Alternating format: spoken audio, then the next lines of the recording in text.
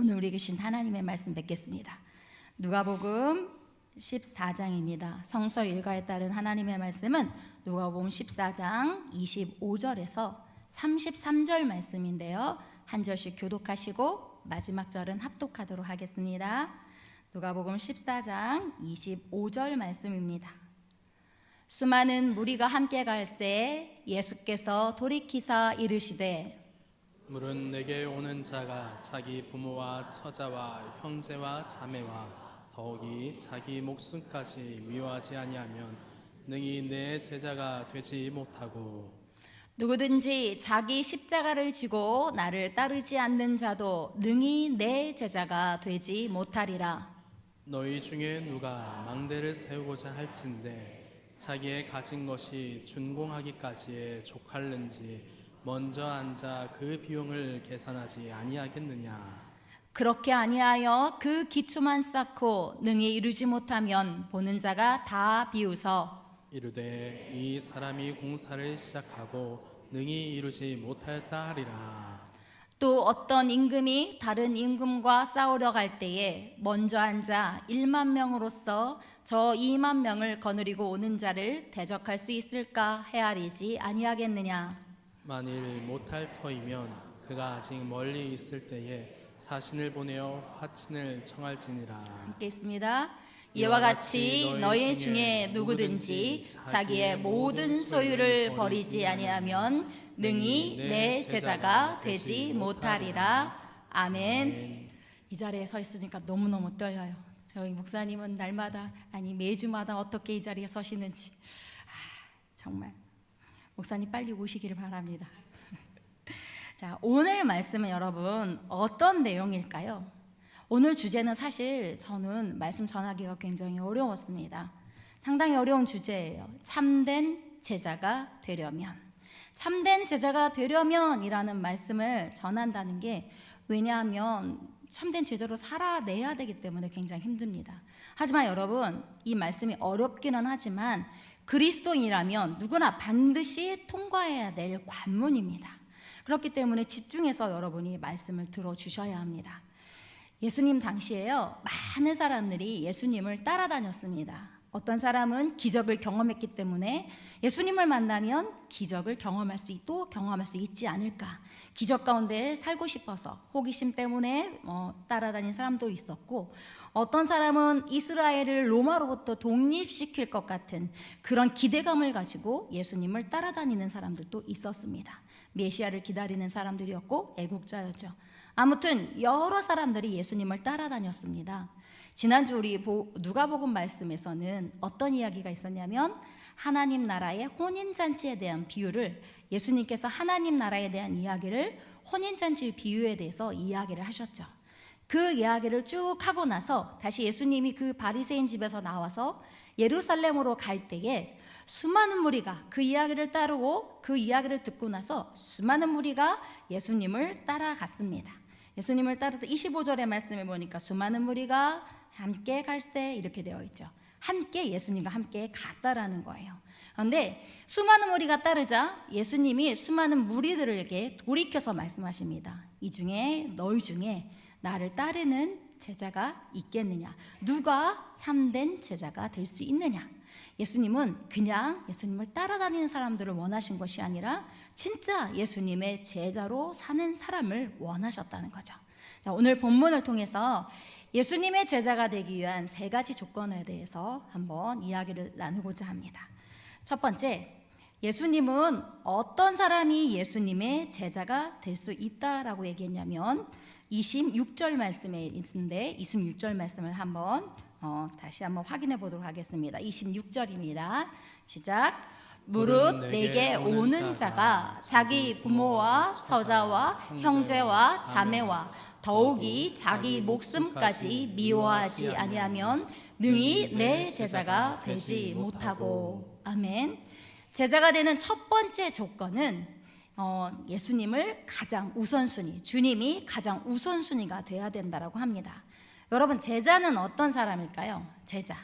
우리가 대학 혹은 고등학교, 중학교 다 이렇게 학교를 나왔지만 내가 학교를 나왔다고 해서 선생님들이 다 나를 제자라고 여겨줄까요? 물론 제자라고 말씀은 하시죠. 하지만 진짜 제자는 뭐냐면 그 스승의 모습을 그대로 배우는 사람이 제자입니다. 그 스승의 그 말을 그대로 배우고 배울 뿐만이 아니라 그것을 그대로 전파하는 사람이 제자라는 것입니다. 그렇다고 한다면 우리가 예수님의 제자라고 한다면 우리는 예수님을 따라가야 되고 예수님의 모습을 닮아야 되고 또 더 나아가서 예수님을 전파할 때만이 비로소 진정한 예수님의 제자라고 할 수 있다는 것입니다.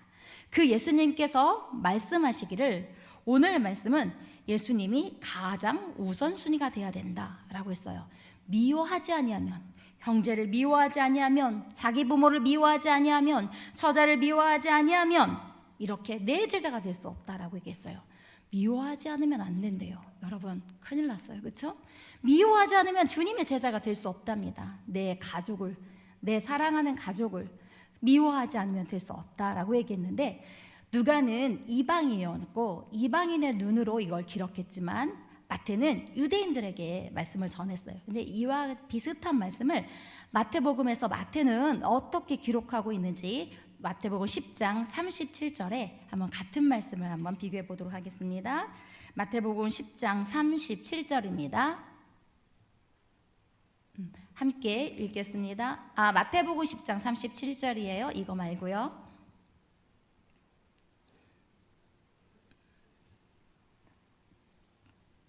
그 아래 있거나 위에 있을 것 같습니다. 마태복음 10장 37절입니다.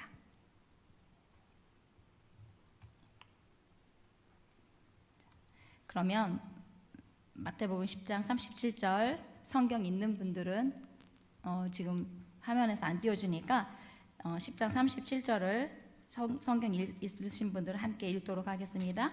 10장 37절입니다. 시작. 아버지나 어머니를 나보다 더 사랑하는 자는 내게 합당하지 아니하고 아들이나 딸을 나보다 더 사랑하는 자도 내게 합당하지 아니하며. 아멘. 누가복음에서는 미워하라고 했는데 여기 10장 37절에 보니까 더 사랑하는 자는 합당하지 않다라고 얘기했어요.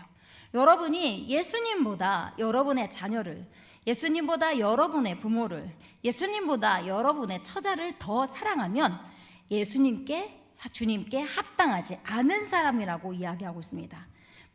문자 그대로 미워하라는 것이 아니라 주님을 더 사랑하라는 말씀으로 여러분 받아들이시면 됩니다.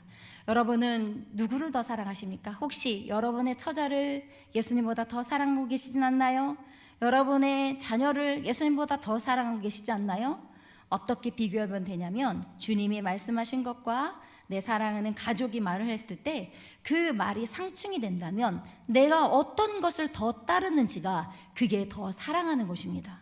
주님과 다른 내 가족의 말이 다르다면 누구의 말을 따라가야 할까요? 예수님의 말을 따라가야죠. 예전에 저희 교회에서도 박해받으면서 핍박받으면서 교회 나오셨던 분 이야기를 들으셨을 거예요. 남편은 교회 가지 말라 하고 주님은 와서 예배드리라고 할 때 그때 과감하게 예배를 드리는 것을 선택하는 사람이야말로 진짜 예수님의 제자가 되고 영생을 얻는 것에 합당하게 된다는 것입니다. 자, 그러면 성경에서 나오는 사람들은 예수님을 따를 때 어떻게 했는지 한번 생각해 보도록 하겠습니다. 먼저 예수님의 12제자 중에 주님의 사랑을 많이 받았던 3명의 제자가 있었죠. 베드로와 야고보와 요한이었습니다. 베드로가 예수님을 만났을 때의 장면을 한번 머릿속에 떠올려 보세요. 베드로가 물고기를 낚다가 주님을 만났습니다. 그때 주님께서 너는 나를 따라오너라 라고 얘기했을 때 그 즉시 이 베드로는 그물을 버려두고 주님을 따랐다라고 했죠. 다 알고 계시죠.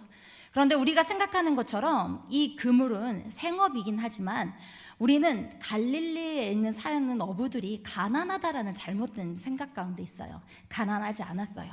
그 사람이 그것을 버리고 주님을 따랐을 때 그 갈릴리 바다에 있는 사람들은 어느 정도 배를 몇 척씩 가지고 있는 사람이었어요. 오늘날에도 선주는 배를 몇 척씩 가지고 있고 어느 정도 돈벌이가 되는 사람이죠. 태안이나 이런 바닷가에 사는 사람들은 굉장히 잘 사는 사람들입니다. 선주라고 하면 우리가 무시할 수 있는 사람이 아니에요. 굉장히 돈이 많아요. 이 베드로도 마찬가지였고, 베드로와 다른 야고보와 요한도 마찬가지였습니다. 야고보와 요한도 예수님께서 나를 따라오라 하셨을 때 그 즉시 어떻게 했냐면 아버지, 세베대의 아버지와 배와 그물을 버려두고 주님을 따랐다라고 되어 있습니다. 주님이 말씀하시면 그 자리에서 즉시 내가 가서 고민하고 올게요. 내 형제 자매에게 물어볼게요. 내 아버지에게 물어볼게요. 이렇게 말한 사람이 단 한 사람도 없었다라는 것입니다. 또 예수님을 한번 볼까요? 예수님은 십자가에 달려 죽으셨습니다. 십자가에서 달려 죽을 때 우리를 위해서 예수님이 죽으셨다는 것만 생각합니다. 그런데 예수님이 십자가에서 죽으셨을 때 예수님의 형편을 볼까요? 예수님은 잘 사는 집안에, 부유한 집안에 태어나셨나요? 아니었죠. 가난한 집안이었고 목수의 아들이었습니다. 그리고 예수님의 처지는 그 집에서 장남이었다는 거죠. 자, 우리나라하고 좀 비슷하게 생각한다면 나는 가난한 집에 장남으로 태어났어. 그런데 내가 하나님의 뜻을 따라서 십자가를 져서 죽어야 돼. 그러면 그 사람은 어때요? 가정을 어떻게 하는 거죠? 우리나라의 그 고정관념을, 효라는 관념에서 본다면 예수님은 불효 중에 불효자식입니다. 부모님을 다 모르고 자기 형제자매 다 모르고 십자가에서 나 혼자 죽겠다라고 했으니 불효자식 중에 불효자죠. 하지만 예수님은 어떻게 하셨습니까? 묵묵히 십자가를 지셨고 우리를 구원하시기 위해서 십자가를 지셨습니다. 그러면서 그 십자가상에서 어떻게 얘기하셨냐면 제자 요한에게 말씀하셨습니다. 우리 어머니를 너에게 부탁한다 라고 하셨죠. 당신이 직접 할 수도 있지만 하나님의 뜻을 따라야 되기 때문에 그 모든 일을 자신의 제자였던 요한에게 부탁했습니다. 그러면 만약에 주님이 정말 가족을 모두 다 팽개쳤다면 이 예수님은 나중에 야고보라는 사람이, 야고보서를 쓴 야고보는 예수님의 형제입니다. 그 야고보가 예수님의 제자가 될 수 있었을까요? 절대 그런 일이 있을 수 없겠죠. 주님은 가족을 사랑하지만 가족보다는 더 누구를 우선으로 했냐면 하나님의 뜻에 순종하는 것을 우선적으로 했기 때문에 그 모든 일들을 하나님께서 뒷감당을 책임져 주셨다는 것입니다. 자, 또 한나를 한번 볼까요? 우리 한나의 이야기를 너무 잘 알죠. 사무엘상 1장에 보면 한나의 이야기가 나옵니다. 이 한나라는 여인이 어떻게 했는지 사무엘상 1장 26절에서 28절 말씀 한번 보도록 하겠습니다. 사무엘상 1장 26절에서 28절 말씀 같이 합독하겠습니다. 시작. 한나가 이르되 내 주여 당신의 사심으로 행세하나이다. 나는 여기서 내 주 당신 곁에 서서 여호와께 기도하던 여자라. 이 아이를 위하여 내가 기도하였더니 내가 구하여 기도한 말을 여호와께서 내게 허락하신지라.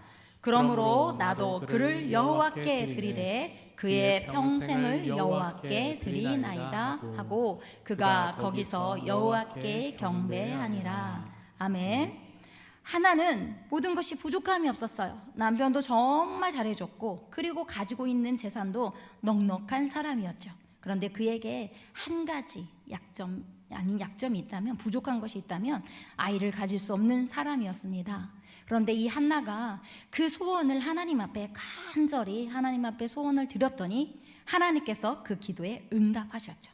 정말 하나님께서 귀한 아들을 주셨습니다. 자, 여러분, 기도 응답을 받으셨습니다. 기도 응답을 받으셨습니다. 그러면 그 기도 응답 받은 그것은 누구의 거예요? 그때부터 여러분 누구의 거예요? 내가 아이를 얻었어. 귀하게 아이를 얻었어. 그럼 그때부터 내 소유가 되겠죠? 아멘 하시면 안 됩니다. 내 소유가 돼요. 내 소유가. 이 한나는 그런데 기도 응답 받은 그 아들을 어떻게 했냐면 하나님 내가 하나님께 기도했을 때 내게 주셨으니 내가 하나님께 평생 이 아이를 드리겠습니다 라고 얘기하면서 정말 이 세상에 무엇보다도 귀한 거, 돈보다도 가장 귀한 그 아들을 젖될 때까지만 1년만 돌보고 과감히 하나님께 드리는 것을 볼 수 있습니다. 여러분, 기도 응답 받은 것 여러 가지가 있을 거죠. 그런데 그거 어떻게 하십니까? 정말 하나님의 뜻대로 사용하고 계십니까? 하나님의 뜻대로 지금 그렇게 하나님이 원하신 대로 활용하고 계시나요? 그렇다면 다행이지만 혹시라도 기도 응답 받은 거를 내 소유다, 내 거라라고 생각하시면 지금부터 생각을 바꾸셔야 합니다. 예수님의 제자는 내 거라고 생각하는 것이 아니라는 것이죠. 저에게 그러니까 정말 부모님 같은 장로님 한 분이 계십니다. 이분은 장로님이 아니라 명예 장로님이세요. 그 시무 장로님이 아니셨거든요. 그런데 이분도 평생을 낚시를 하느라고 그 예수를 안 믿었습니다. 하지만 부인 권사님이 굉장히 신앙이 좋으셨어요. 그분은 정말 진짜 끊임없이 기도하시는 분이었는데 이분은 아내 말을 안 듣고 매일 주일이면 낚시하러 가서 늦게 들어오고 아무튼 그렇게 살았어요. 그런데 아들을 하나 낳았는데 이 아들이 사춘기에 너무너무 방황을 하는 거예요. 너무너무 방황을 해요. 그러니까 이 권사님은 남편도 기도 제목대로 응답 안 하고 아들도 계속해서 사춘기 때 방황을 하고 너무 힘드셨겠죠. 그런데 기도를 포기하지 않으셨어요. 기도를 포기하지 않으시고 계속 기도한 결과 그 사춘기 방황하던 아들은 주님께로 돌아왔고 신학을 해서 목사가 되었습니다. 안수를 받았고 그리고 그 남편도 7번의 큰 사고를 경험하고 나서 진짜 하나님은 살아계시다라는 것을 돌아오셔서 이제 권사님까지 되셨는데 그분이 그러는 거예요. 내가 이렇게 될 줄 알았더라면 내 아들이 목사인데 내가 좀 열심히 신앙생활해서 내가 장로라도 됐다면 내 아들한테 면이 섰을 텐데 그렇게 생각하시는 분이었어요. 그래서 그분에게 이제 교회에서 명예 장로직을 드린 거예요. 근데 그 두 분이 이제 이 아들 목사님이 목사 안수를 받고 나서 5년 동안 여기서 개척을 하시다가 방글라데시로 한인 목회를 하러 떠났습니다. 한인 목회를 하러 가는 주님의 부르심을 받고 그것을 갈 때 굉장히 많은 갈등을 하셨어요. 내가 하나밖에 없는 아들이 나밖에 없는데 우리 연로하신 부모님한테 나밖에 없는데 내가 과연 부모님을 놓고 먼 나라 방글라데시라는 먼 나라에 가서 사는 것이 과연 옳은가 때문에 굉장히 많이 고민을 하시고 기도하셨는데 그럼에도 불구하고 이 권사님한테 말씀드리니까 권사님이 목사님 하나님이 그분은 아드님이었는데도 불구하고 한 번도 아들이라 하지 않으셨어요. 목사님 하나님께서 부르셨다면 가셔야죠. 저희는 걱정하지 말고 가세요 라고 해서 지금 그분은 방글라데시에 가서 한인 목회를 하고 계시고 이 두 분이 그냥 사시는 거예요. 물론 딸도 있는데 딸은 일찍이 결혼해서 독립해서 산 지가 한참 됐고 두 분이 사시는 거예요.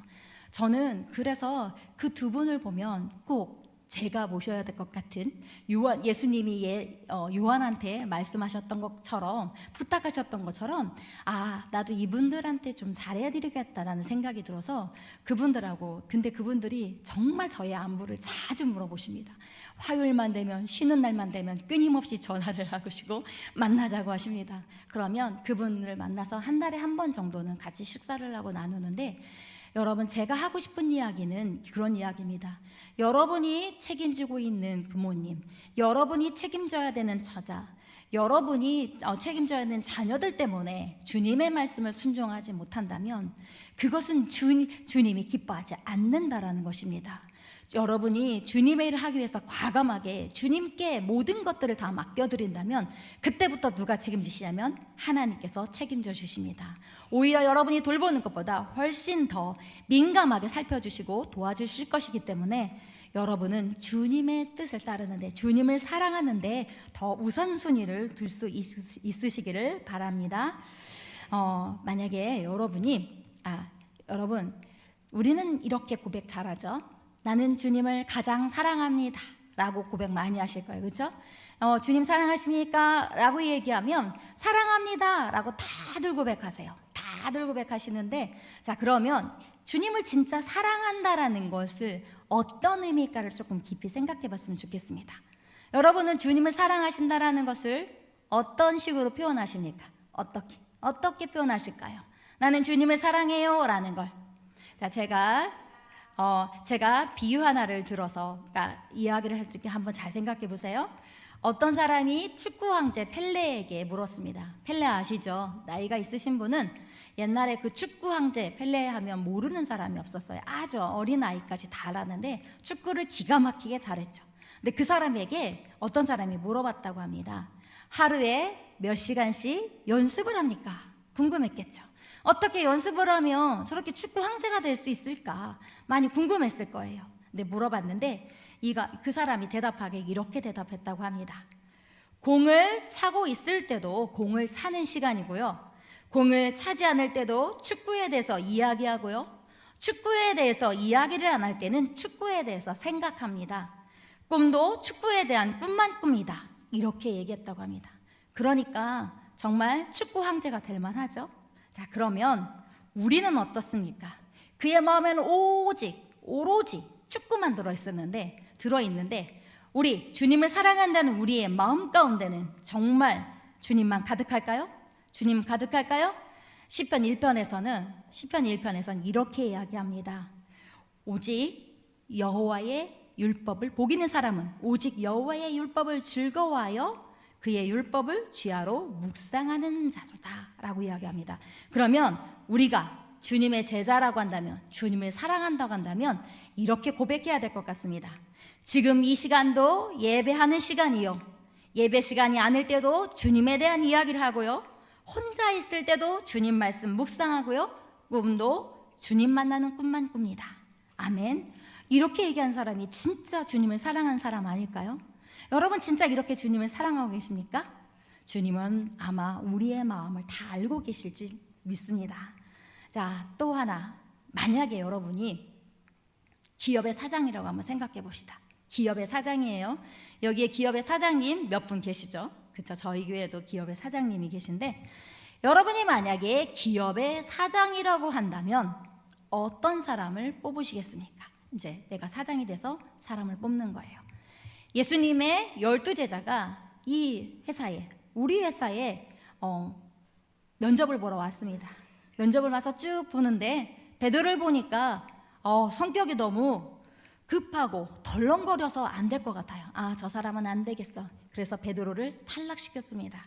또 안드레가 왔어요. 안드레를 보니까 추진력이 너무 없어. 그래서 안드레도 탈락시켰습니다. 야고보와 요한이 왔는데 야고보와 요한을 보니까 성격이 너무 불같아요. 우레의 아들입니다. 너무 불같고 거기다가 이 사람들은 마마보이예요. 어머니의 치맛자락에 휘둘려서 어머니가 와서 사장님한테 부탁해야 돼. 무슨 일 있으면 엄마가 쫓아올 것 같아. 안 되겠어. 자립심도 부족하고 결정장애도 없어. 안 돼. 야고보와 요한도 탈락시켰습니다. 그리고 이번에는 도마를 보니까 의심이 너무 많아서 안 되겠어. 사장님이 이 돈을 갖다가 딴 데 쓰는 거 아닐까? 우리한테 월급을 너무 조금 주는 거 아니야? 이런 생각을 해. 안 되겠어요. 도마도 잘라버렸습니다. 자, 그리고 세리마태를 보니까, 서류를 딱 보니까 직업이 세리네. 이 사람은 자기 민족을 사랑하기보다 그것을 갖다가 다른 사람들 것을 빼앗네. 안 되겠네. 틀림없이 마태는 이력에서 탈락됐을 것입니다. 자, 알페오의 아들 야고보는 어떻습니까? 알페오의 아들 야고보. 그 사람은요, 노조를 일으킬 가능성이 많아요. 여러분, 내가 회사에 직원으로 채용했더니 노조를 일으켜서 매일 으쌰 합니다. 그러면 그 사람 어때요? 뽑을 수 있을까요? 뽑을 수가 없겠죠. 그리고 또 그러면 마지막 한 사람 누구 남았죠? 가롯 유다입니다. 유다를 보니까 어때요? 마음이 아주 흡족해요. 똑똑합니다. 경험이 많아요. 그리고 아주 현실적으로 기가 막히게 판단을 너무너무 잘해요. 자, 그래서 누구를 선택했냐면 가롯 유다를 선택했다라는 거죠. 학력도 괜찮고 경험도 많고 매사에 현실적이고 거기다가 나라를 사랑하는 애국자입니다. 자, 이거는 바로 이 세상에서 말하는 사람의 기준이라는 것입니다. 세상에서 말하는 기준은 바로 이런 사람들을 뽑아요. 자, 그런데 우리 예수님은 제자를 어떤 사람들로 뽑으셨나요?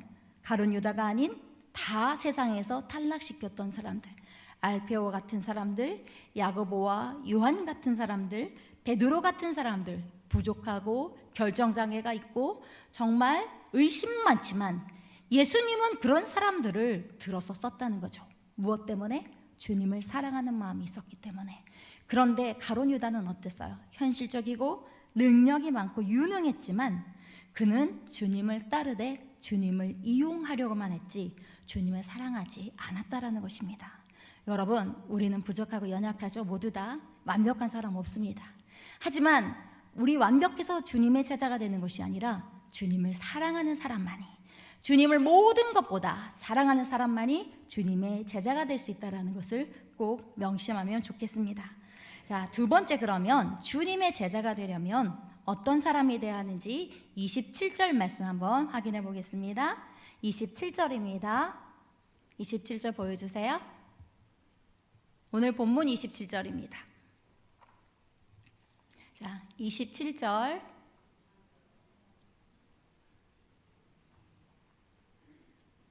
본문 27절 말씀입니다.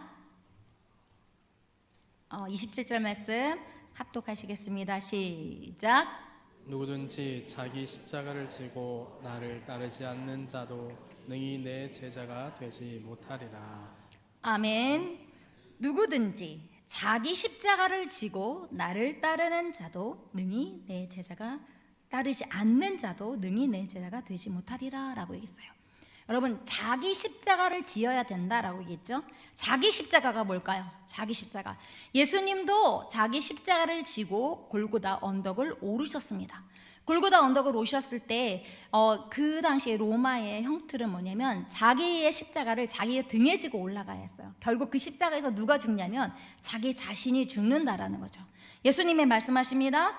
자기 십자가를 짊어지고, 그러니까 난 각자에게, 모두에게 각자에게 주어진 십자가가 있을 거예요. 그 십자가를 어떻게 해야 된다? 지어야 된다는 거죠. 죽을 것 같은 십자가, 그 자리에서 매달려 죽어야 되는 그 십자가를 내가 짊어지고 거기를 올라가는 사람이 주님의 제자가 된다라고 얘기하십니다. 여러분, 주님의 제자는요, 이론으로 되지 않아요. 여기서 설교 말씀 여러분이 들었습니다. 여기서 듣는 설교는 그냥 이론에 불과하죠. 그러면 그 이론을 듣고 나서 삶 가운데 실천해서 정말 제자다운 모습을 갖추는 건 누구의 몫이냐면 여러분의 몫이라는 거죠. 들었으면 그 다음에 가서는 삶에 그것을 적용하고 실천해야 된다라는 거예요. 우리가 기도에 대해서 알아요. 그렇죠? 다니엘이 기도에 용서했다는 거 알아요. 제가 기도에 대해서 1시간 여러분에게 설명드릴 수도 있습니다. 하지만 그렇다고 제가 설명을 한다고 여러분이 제 말을 이해했다고 해서 그날 갑자기 기도에 용사가 되는 것은 아닙니다. 평생을 걸릴 수가 있어요. 평생을 걸려서도 어떤 사람은 기도의 용서가 되지 못하는 사람도 있어요. 하지만 평생 끈질기게 포기하지 않고 간 사람만이 기도의 용사가 된다라는 거죠. 여러분, 우리에게 주어진 십자가 짊어지기 힘들어요. 그렇죠? 때로는 도망가고 싶어요. 포기하고 싶어요. 멈추고 싶어요. 하지만 이것을 포기할 수 없는 이유가 있습니다. 오늘 함께 읽진 않았지만 성서일과 본문 가운데 빌레몬서를 읽게 될 거예요, 여러분. 빌레몬서에 보면 누가 나오냐면 오네시모라는 사람이 나옵니다. 우리가 잘 알고 있는 것처럼 이 오네시모는 누구였냐면 빌레몬의 종이었어요. 빌레몬의 종이었죠. 여러분, 종으로 태어난 게 좋으세요? 어떤 형편이든지 어떤 처지에 있든지 뭐 빚을 졌든지 어떤지 해서 누군가의 종이 될 수 있어요. 그렇죠? 누군가의 종이 될 수 있어요. 그러면 그 종이라는 위치, 그곳에 있는 낮은 위치는 모두 다 싫어합니다. 그러다 보니까 이 종에서 벗어나고 싶어요. 우리도 누군가의 종이 되지 않으려고 악착같이 돈을 벌고 악착같이 누군가 위에 서려고 공부하고 그렇지 않나요? 그래서 이왕이면 종보다 다른 사람을 호령하고 다른 사람한테 권세를 부리는 자가 되고 싶은 게 우리의 본능이죠. 그런데 이 오네시모가 그 종으로부터 빌레몬으로부터 도망을 쳤습니다. 도망을 쳐서 갔다가 감옥에서 누구를 만나냐면 바울을 만납니다. 바울을 만나서 그 사람이 회심을 했죠. 회심을 하고 나서 이 바울이 오네시모에게 어떻게 하냐면 다시 빌레몬에게 돌아가라고 얘기합니다. 종되었던 자리, 싫었던 그 자리로 다시 돌아가라고 얘기해요. 이 오네시모는 그런데 복음을 통해서 변화되었던 사람입니다. 복음을 통해서 변화되었던 이 오네시모는 그 바울의 말을 듣고 다시 그 주인에게로 돌아가서 다시 종의 역할을 합니다. 여러분, 우리는요, 누구나 다 억지로 우리에게 지어진 십자가가 있어요. 그런데 이 십자가를 억지로 짊어지면 너무 힘듭니다. 하지만 주님이 함께 하시면 오네시모처럼 우리도 억지로 십자가를 지는 것이 아니라 이제는 내가 스스로 십자가를 지는 사람이 된다라는 것입니다. 여러분에게 주어진 그 십자가, 억지로 짊어지기 어렵지만 복음으로 변화된 사람은 그 십자가를 피하지 않고 당당하게 그 십자를 짊어지고 나갈 수 있다는 것입니다. 그래서 주님이 말씀하셨죠. 자기 십자가를 지고 나를 따라와라. 그런 사람은 내 제자가 되리라 라고 말씀하셨습니다. 제자가 된 사람만이 주님 나라에 합당한 사람입니다. 여러분에게 주어진 십자가, 피하고 싶은 십자가, 그것을 포기하지 마시고 짊어지시고 주님을 따라가는 여러분 되시기 바랍니다. 그럴 때 주님의 나라가 우리를 주님께서 너는 내 나라에 들어오게 합당한 자다라고 영접해 주실 것입니다. 우리를 잘했다 칭찬하시고 부족하고 연약하지만 주님의 제자로 우리를 받아주실 줄 믿습니다. 자, 그럼 세 번째 한번 볼까요? 세 번째는 주님의 제자가 되기 위해서는 우리가 감성이 아닙니다. 감성이 아니라 이해와 각오가 필요합니다. 내가 가슴이 뜨거워진 것만으로는 안 된다라는 거죠. 어떻게 해야 되는지 우리 33절 말씀 같이 한번 읽겠습니다. 33절 말씀 한번 보여주세요. 33절입니다. 시작. 이와 같이 너희 중에 누구든지 자기의 모든 소유를 버리지 아니하면 능히 내 제자가 되지 못하리라. 아멘. 모든 소유를 버리지 아니하면 내 제자가 되지 못하리라 라고 말씀하셨습니다. 내 제자가 모든 소유를 버려야 된다. 요 앞에서 예수님이 망대에 대한 이야기를 했고 적과 싸우러 오는 임금에 대한 이야기를 했습니다. 그런 비유를 들어서 말씀하셨죠. 망대를 세우는데 누가 망대를 세울 때 그것을 이미 얼마의 예산이 들지 생각하지 않겠느냐. 아, 이거 망대를 세우려면 얼마의 일꾼이 필요하고 얼마의 돈이 필요하겠구나. 계산을 한다라는 거예요, 여러분. 계산을 하는 거죠. 자, 그런데 이 망대를 이렇게 세우다가 내가 계산을 잘못해서 중간에 그만두게 되면 그 당시 고대 사회에서는 어떤 건축을 하다가 이렇게 다 완성되지 못하면 사람들한테 조롱거리가 됐다고 합니다. 비웃는다고 합니다. 그런데 그리고 또 이 망대는 성을 지키는 망대죠. 망대 높은 곳에 올라가서 저기 오는지 아닌지 살펴봐야 되는 망대이기 때문에 이것을 완전하게 세우지 못한다면 그 성은 위태위태하고 얼마 안 가서 멸망할 수도 있습니다. 적이 언제 쳐들어오는지 알 수가 없기 때문에 무방비 상태로 있다가 망할 수 있다라는 거죠. 그리고 이 임금이, 적과 싸우는 임금이 두 종류의 임금이 있습니다. 지금 나는 10,000명의 군사가 있는데 쳐들어오는 사람은 20,000명의 군대를 가지고 지금 옵니다. 그러면 전략을 짜야 되겠죠. 수적으로 열세하더라도 내가 훈련된 사람들을 데리고 있다면 10,000명과도 능히 20,000명을 상대할 수 있습니다. 내 전력을 한번 비교해 봐야 되고, 그렇지 않다면 도저히 이길 것 같지 않다면 쳐들어오기 전에 어떻게 되면 가서 화친을 청하라, 항복하라는 거예요. 안 그러면 내 모든 것을 다 빼앗길 수밖에 없기 때문에 더 큰 일이 발생하기 때문에 미리 그것을 계산하라는 거죠. 이게 주님은 이게 지혜롭게 계산할 줄 알아야 된다는 것입니다. 여러분, 우리에게도 주님이 말씀하셨습니다. 내가 갑자기 은혜 받았다고 나 주님 따라갈 거야, 이렇게 해서는 안 된다는 거죠. 꼼꼼하게 계산해야 된다는 거예요. 왜냐하면 주님의 길을 걸어가는 것에는 우리가 단지 그냥 내 감정적인 뜨거운 마음으로 가기에는 힘들고 어려운 일들이 굉장히 많이 있기 때문입니다. 그래서 주님이 말씀하셨습니다. 여러분, 혹시 창끝이라는 영화를 보셨나요? 창끝이라는 영화를 저는 한번 보고 굉장히 많이 울었던 적이 있습니다. 이 창끝이라는 영화의 내용은 어떤 내용이냐면 짐 엘리엇이라는 선교사님 이야기예요. 짐 엘리엇 선교사님은 1952년도에 27살이 되었을 때 에콰도르 선교사로 갑니다. 휘튼 대학교를 수석으로 졸업하셨어요. 수석으로 졸업하셨고 나이도 젊으니까 얼마나 미래가 창창했겠어요. 그런데 그 나이에 이 사람은 어떤 생각을 하냐면 친구 4명과 함께 우리는 땅끝까지 복음을 전해야 되니까 저 에콰도르 저 밀림 안에는 아직까지 복음을 모르는 사람들이 있으니까 그곳에 가서 복음을 전하자라고 해서 친구 4명과 함께 이 짐 엘리엇이라는 선교사님이 그곳에 들어갑니다. 에콰도르에 들어가서 밀림 속에 들어가서 그곳에 도착을 했습니다. 그런데 그곳에 도착을 하자마자 사람들을 반기지 않는 원주민에 의해서 그 도착하자마자 복음을 한 사람한테도 복음을 전하지 못하고 창에 찔려서 5명이 모두 다 그곳에서 죽고 맙니다. 그런 일이 벌어졌습니다. 그런데 진짜 의아했던 것은 뭐냐면 이분들에게 총이 있었다고 합니다. 총이 있었는데도 불구하고 창을 가지고 있는 사람들한테 저항 한번 하지 못하고 다 그 자리에서 죽고 말았어요. 그런데 이게 왜 그렇게 됐냐면 그분들의 생각은 이렇습니다. 우리가 총을 가지고 온 이유는 맹수로부터 우리를 보호하기 위해서였지, 예수 믿지 않아서 구원받지 못한 저 사람들을 내 생명을 살기 위해서 죽이려고 가져온 것이 아니다. 그러니 우리는 저 사람들을 절대 쏘면 안 된다. 우리가 그냥 죽는 것이 하나님의 뜻이다 라고 하면서 그 자리에서 그 원주민들에 의해서 칼에 맞아서 그대로 다 5명이 다 그 자리에서 순교하고 맙니다. 그리고 나서 나중에 그의 아내 엘리자벳이 다시 그곳에 들어갑니다. 자기 남편을 죽인 그곳에 들어갔는데 이 부족들에게는 어떤 게 있냐면 여자는 절대 죽이면 안 된다라고 하는 그것이 있었어요. 그래서 이 엘리자벳을 죽이지 않았어요.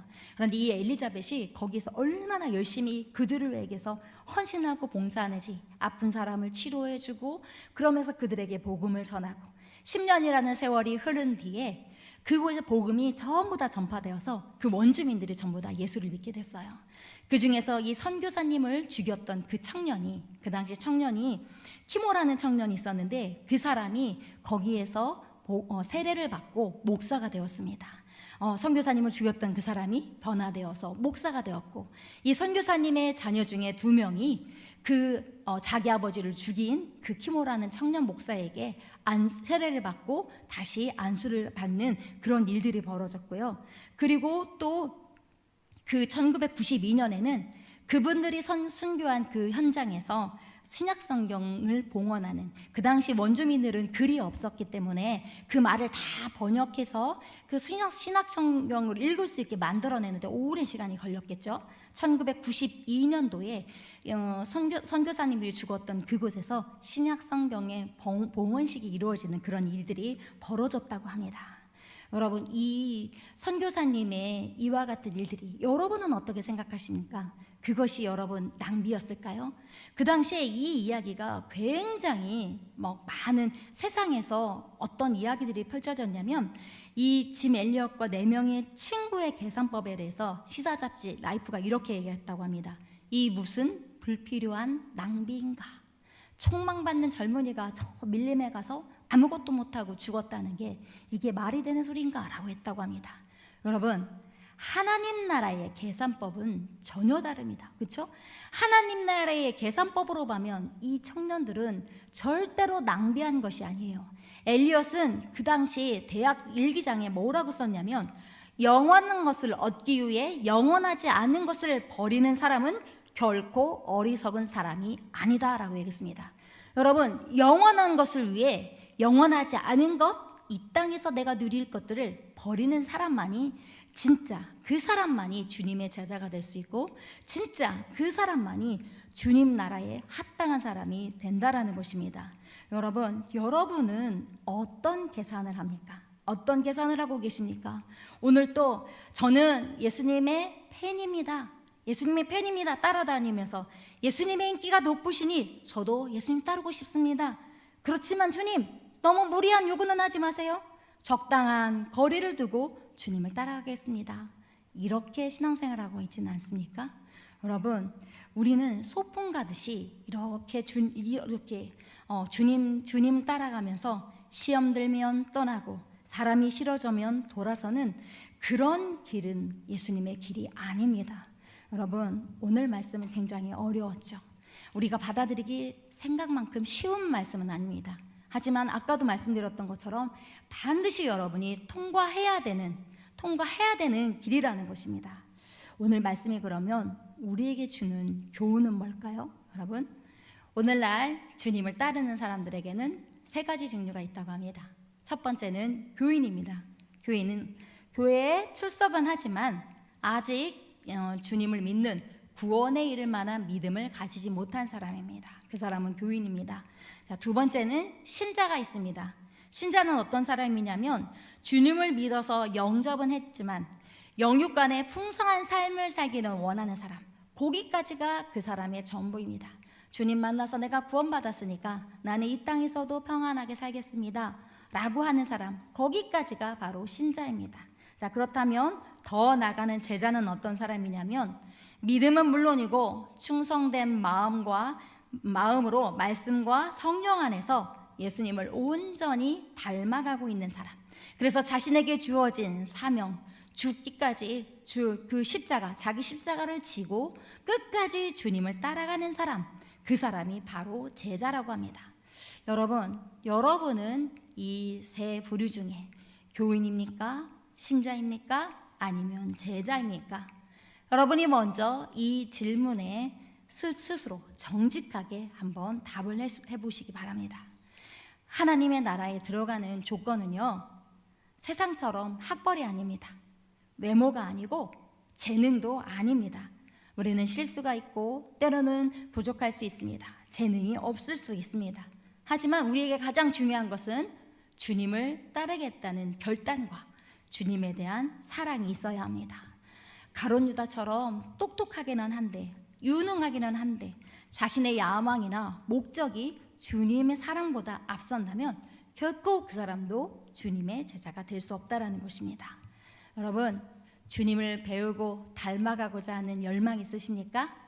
그렇다면 이렇게 고백했으면 좋겠습니다. 나는 날마다 죽노라. 한번 해볼까요? 나는 날마다 죽노라. 우리의 십자가 앞에서, 내게 주어진 십자가 앞에서 이제는 누가 짊어져서 억지로 가는 십자가가 아니라 나 스스로 하나님의 종이 되어서 죽을 것 같은 그 십자가 가운데로 오네시모가 빌레몬에게 돌아갔던 것처럼 우리도 스스로 종이 되어서 우리 십자가를 짊어지고 그 길로, 주님이 원하시는 길로 걸어갈 수 있기를 바랍니다. 환경과 여건 핑계하지 말고 어떤 어려움이 와도 끝까지 각자에게 있는 십자가를 붙잡고 주님 말씀에서 살아내시기 바랍니다. 한 알의 밀이 땅에 떨어져 죽지 아니하면 한 알 그대로 있고 죽으면 많은 열매를 맺느니라. 저와 여러분이 각자의 자리에서 죽어짐으로 많은 열매, 풍성한 열매를 맺는 우리 풍성한 교회가 될 수 있기를 주님의 이름으로 축복합니다. 아멘.